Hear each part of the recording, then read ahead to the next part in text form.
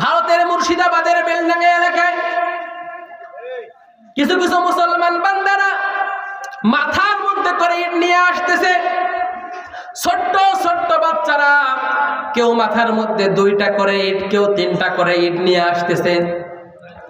কেউ 30 কিলো দূর থেকে আসছে, কেউ আবার শোনা গেল 50 কিলো দূর থেকে আসছে ইট নিয়ে।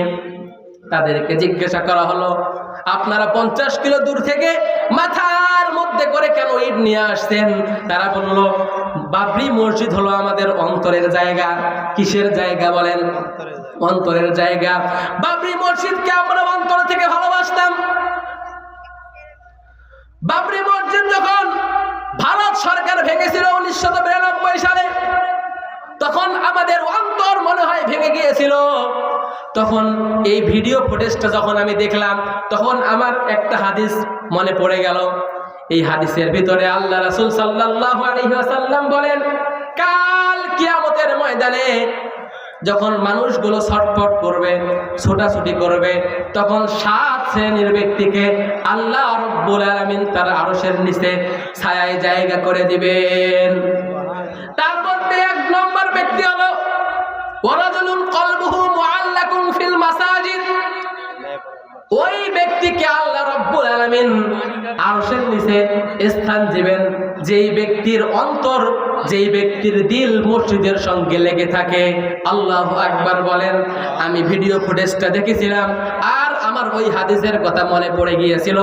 এই যে ভারতের মুসলমানেরা, ভারতের ছোট্ট ছোট্ট শিশুরা বলতেছে যে বাবরি মসজিদ হলো আমাদের অন্তরের জায়গা। আরে 1500 বছর আগে তো রাসূল সাল্লাল্লাহু আলাইহি ওয়াসাল্লাম হাদিসের মধ্যে বলেছেন যে ঈমানদারদের অন্তরের ভিতরে মসজিদের সঙ্গে টান থাকবে, যেই ঈমানদারদের দিলের ভিতরে মসজিদের সঙ্গে টান থাকবে, সেই ঈমানদারদেরকে আমি আল্লাহ রাব্বুল আলামিন আরশের নিচে ছায়ায় জায়গা করে দিব। আল্লাহু আকবার বলেন। তাহলে ভারতের মধ্যে দৃষ্টান্ত দেখিয়ে দিলেন ভারতের বিধায়ক হুমায়ুন কবির।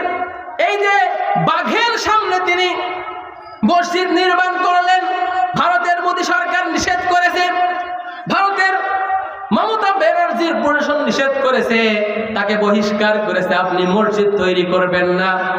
আবার গতকালকে দেখলাম, গতকাল শুক্রবার, সেখানে প্রায় 5 লক্ষ মানুষ জড়ো হয়ে সেখানে সর্বপ্রথম জুমার নামাজ আদায় করেছেন। আল্লাহু আকবার বলেন।